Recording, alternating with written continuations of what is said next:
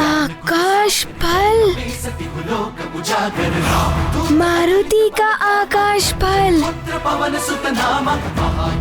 इसे खाने से अवश्य ही मेरी भूख मिट जाएगी और माँ का दुख भी दूर हो जाएगा।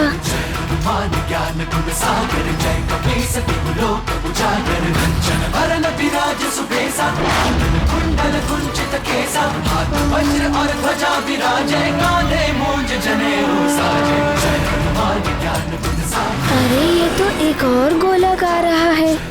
ये तो बड़ा भी है और चमकीला भी।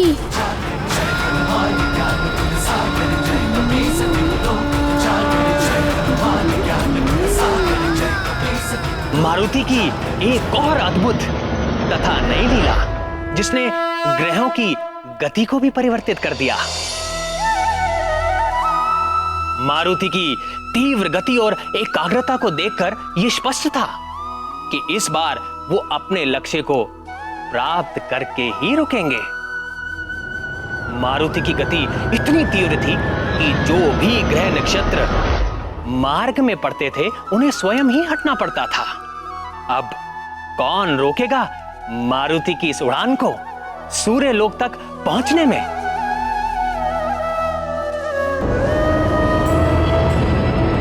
किसी भी कार्य में लक्ष्य के प्रति एकाग्रता सफलता का परिचायक होती है।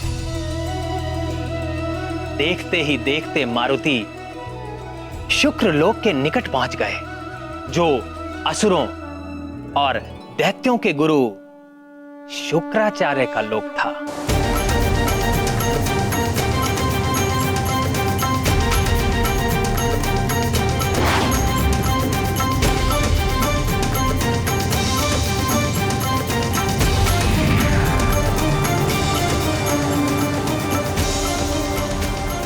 मुझ शुक्र की ओर कौन आ रहा है?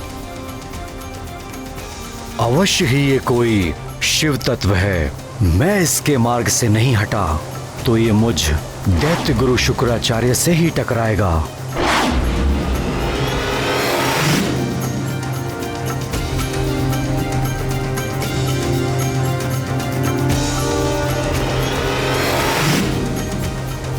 हे मुरली मनोहर, शुक्राचार्य तो महर्षि भृगु के पुत्र हैं, फिर वो दैत्य और असुरों के गुरु कैसे बन गए? प्रिय, शुक्र के पिता तो थे महर्षि भृगु, किंतु उनकी मां दैत्यराज हिरण्यकशिपु की पुत्री दिव्या थी। काल क्रम में मां और नाना के प्रभाव में शुक्र भी देव दैत्य के द्वंद्व में उलझ गए और दैत्यों के गुरु बन गए। परिणाम स्वरूप तीनों लोग शुक्र के मंगलकारी ज्ञान से दूर हो गए। आज शुक्र जैसा ज्ञानवान असुरों का हितैषी है और पूरी तरह लंकेश, रावण और मेघनाथ के साथ है, और साथ ही सदैव तीनों लोकों की आसुरी शक्तियों के विकास और एकता के लिए सक्रिय रहते हैं। ऐसा कोई दैत्य असुर राक्षस नहीं है जो उनके कथन का उल्लंघन कर सके। अपने दंड विधान से और नीति ज्ञान से ये देवताओं में भी अपना प्रभाव रखते हैं और देवता भी इनके तप और योग बल को महत्व देते हैं।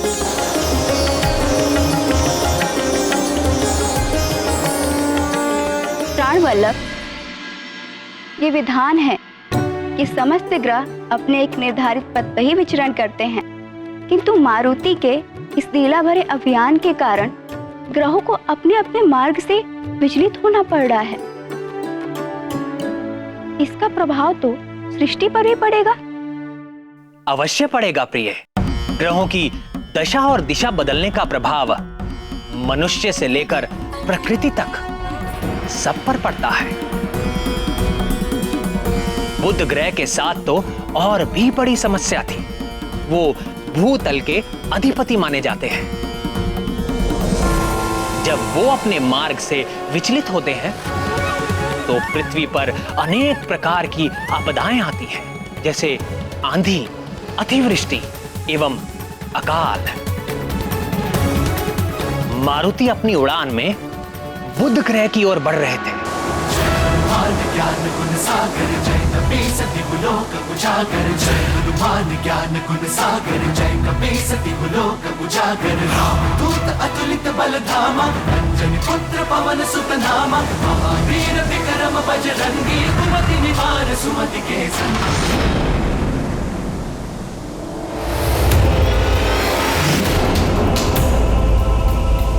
ये कौन अचानक उल्टी दिशा से इतनी तीव्र गति से मेरे बुधलोक की ओर चला आ रहा है? ये तो अनर्थ हो गया। मुझ बुध को ही अपने मार्ग से विचलित कर दिया इसने। भविष्य में पृथ्वी पर इसके दुष्परिणाम हो सकते हैं।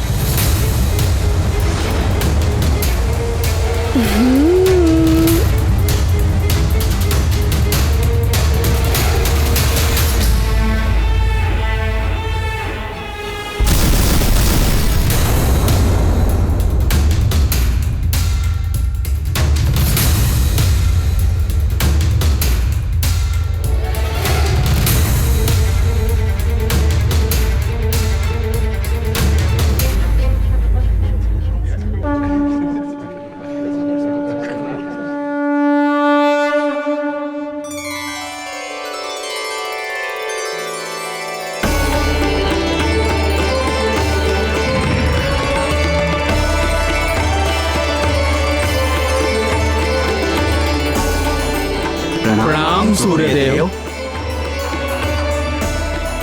प्रणाम देवगण। जगत नियंता सूर्यदेव, आपकी जय हो। कालचक्र के सुचारू रूप से संचालन करने वाले सूर्यदेव, आप सदैव प्रकाशित रहें और इस सृष्टि को सदैव प्रकाशित करते रहें। सृष्टि में व्याप्त समस्त अग्नियों के अधिष्ठाता सूर्यदेव, हम सब आपको नमन करते हैं।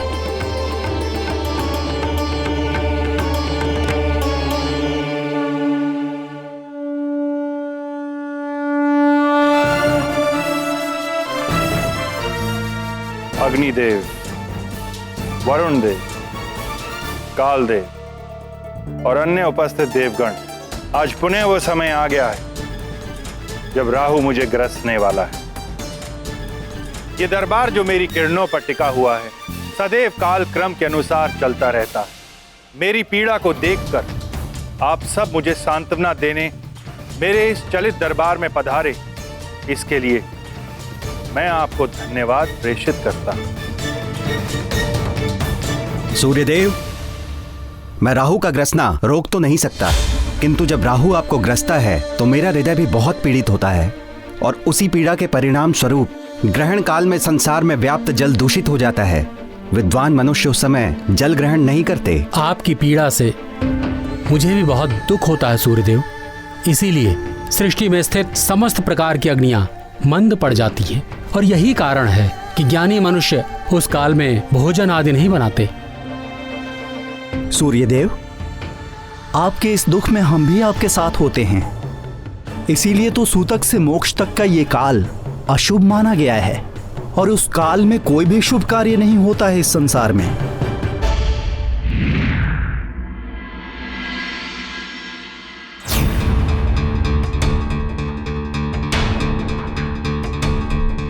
क्या हुआ अरुण देव, आप भयभीत क्यों दिखाई दे रहे हैं? देव, न जाने कौन है जो हमारी ओर तीव्र गति से बढ़ता हुआ आ रहा है। हमारी ओर?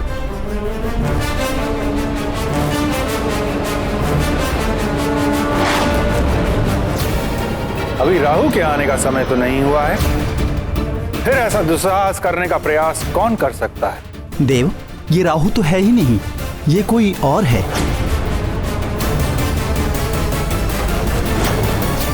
अरुण देव, कदाचित उसे ज्ञात नहीं कि तुम्हारे भ्राता गरुड़ के पुत्र संपाति ने भी ऐसा दुस्साहस करने का प्रयत्न किया था और उसका परिणाम क्या हुआ था। उसे तो मात्र मैंने जलाया था। ये तो भस्म हो जाए, ये तो भस्म हो जाए, ये तो भस्म हो जाए। किंतु इसे देखकर ऐसा लगता है प्रभु कि आपकी किरणों के ताप का इस पर कोई प्रभाव नहीं पड़ रहा है।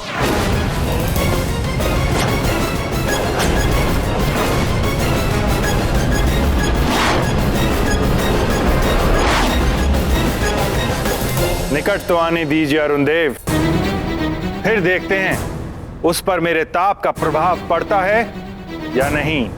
सूर्यदेव, आपकी अनुमति के बिना कोई सूर्यमंडल में कैसे प्रवेश कर सकता है? कदाचित उसे ज्ञात नहीं है कि इस सूर्यमंडल की रक्षा मैं कर रहा हूं। मैं वरुण देव, महाशक्तिशाली। जब मैं कुपित होता हूं तो संसार ही नहीं, समस्त सृष्टि जलमग्न हो जाती है। प्रलय मचा देता हूं मैं, प्रलय। सूर्यदेव, सूर्यमंडल में प्रवेश करने से पूर्व उसे मुझ अग्निदेव का सामना करना होगा। ये समस्त संसार जीवित है तो मुझ अग्नि की कृपा से हव्य से देह तक, काष्ठ से लौह तक मैं सब जला देता हूँ। वो जो भी है मेरी शक्ति के समक्ष 2 पल भी नहीं टिक पाएगा। नारायण नारायण।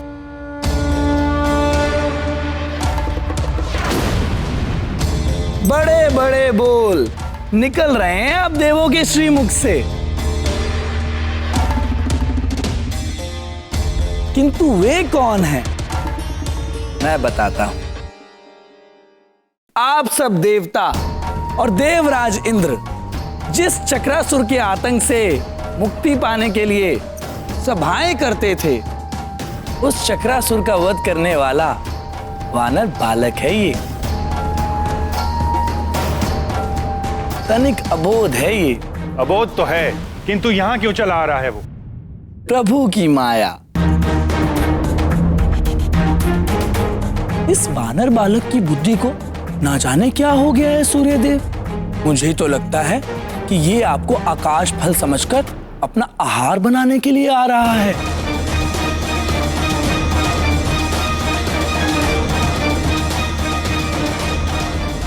अब देखते हैं कि पहले राहु आपको ग्रसता है या ये बालक आपको अपना आहार बनाता है। परिहास कर रहे हैं आप देवर्षि। आपको अभी भी लगता है कि मेरे सुरक्षा कवच को कोई भेद कर मेरी अनुमति के बिना कोई मुझ तक पहुंच सकता है? मेरे सूर्य मंडल के रक्षक देवों, जाओ और उस बालक को रोको। इसलिए नहीं कि मैं उससे भयभीत हो गया, इसलिए कि वो एक अबोध बालक है। उसे तो ज्ञात ही नहीं कि मेरे निकट आने से वो जल जाएगा, यहां तक कि प्राण भी जा सकते हैं उसके।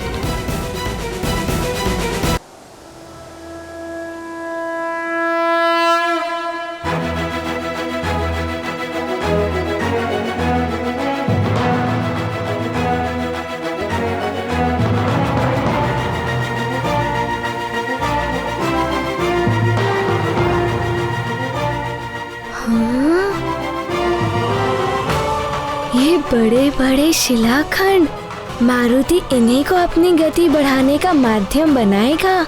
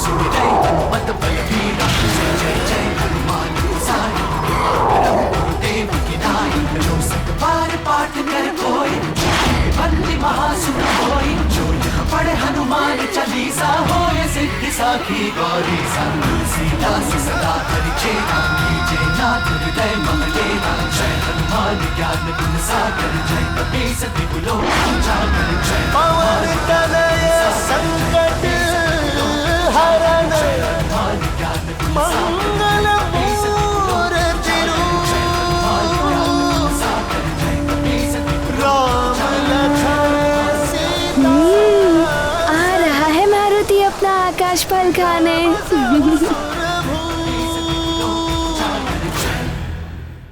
सूर्यदेव, वो वानर बालक अबोध हो या उद्दंड, किंतु एक बात निश्चित है, उस वानर बालक के पास मायावी शक्तियां हैं, जिस कारण उसने चक्रासुर को मार गिराकर यहां आने का दुस्साहस किया। सूर्यदेव, आप मुझे आज्ञा दें, मैं काल स्वयं उसे उसकी उद्दंडता का दंड दूंगा। यदि वो बालक उद्दंडी है तो अवश्य ही वो दंड का पात्र है। जाइए।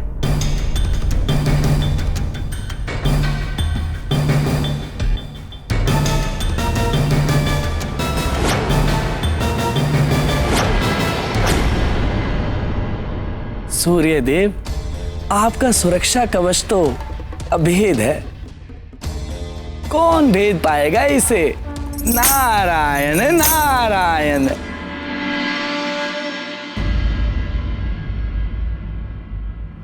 नमस्ते सर्वदेवानां शक्तिस्त्वं सत्यमास्थिता साक्षिभूता जगद्धात्री निर्मिता विश्वयोनिना एकतः सर्वसत्यानि तथा नृत्यशतानि च धर्माधर्मकृतां मध्ये स्थापितासि जगद्विते त्वं तुले सर्वभूतानां प्रमाणमिह कीर्तिता मातोलयन्ति संसारदुध्वरस्व नमोऽस्तु ते योऽसौ तत्त्वादिपो देवः पुरुषः पञ्चविंशकः स एकोधिष्ठितो देवि त्वयि तस्मान्नमो नमः। नमो नमस्ते गोविंद तुला पुरुष संज्ञक त्वं हरे तारयस्वास्मान् स्मात् संसार कर्दमात्। महाराज, राजन, अब आप इस सामग्री को स्पर्श करें और इसे प्रजाजनों में बंटवाने का प्रबंध कीजिए।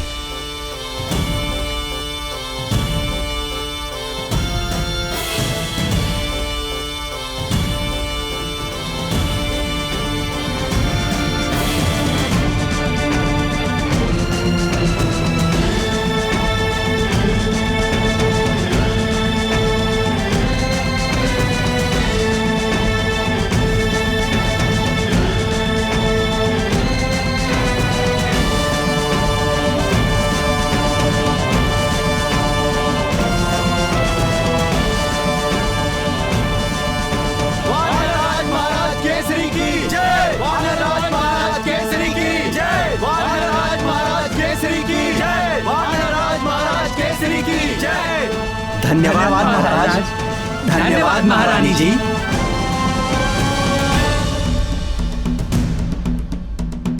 राजन, अब आप यज्ञ आरंभ करने हेतु यज्ञ मंडप में पधारें। जी पुरोहित जी। महारानी, आप जाकर हमारे पुत्र मारुति को भी ले आइए, उससे भी यज्ञ में आहुतियां डलवा देंगे। यदि उसे जगा दिया तो वो अवश्य ही भोजन के लिए हट कर। आप जाकर हमारे पुत्र मारुति को भी ले आइए, उससे भी यज्ञ में आहुतियां डलवा देंगे। किंतु महाराज, मारुति तो अभी सो रहा है। ये आप क्या कह रही हैं महारानी जी? युवराज मारुति अभी तक सो ही रहे हैं। हाँ, किंतु आप इस प्रकार क्यों पूछ रहे हैं? महारानी जी, ग्रहण काल में सोना तो पूर्णतया वर्जित है। भाग्य भी सो जाता है। इस समय में मात्र पूजा, यज्ञ, दान आदि ही करना चाहिए। सुमेरु के युवराज का ग्रहण काल में सोना अशुभ एवं अनर्थकारी हो सकता है।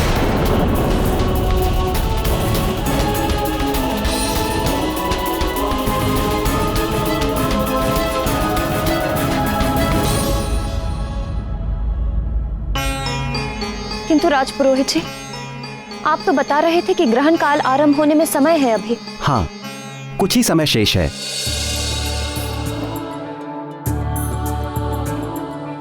आपका बहुत बहुत आभार राजपुरोहित जी, समय रहते आपने बता दिया।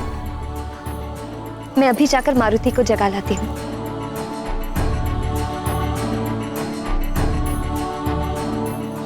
महाराज, पधारिए।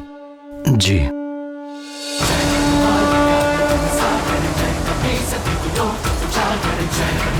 ज्ञान गुण सागर जय कपी सति गुलो उजागर जय हनुमान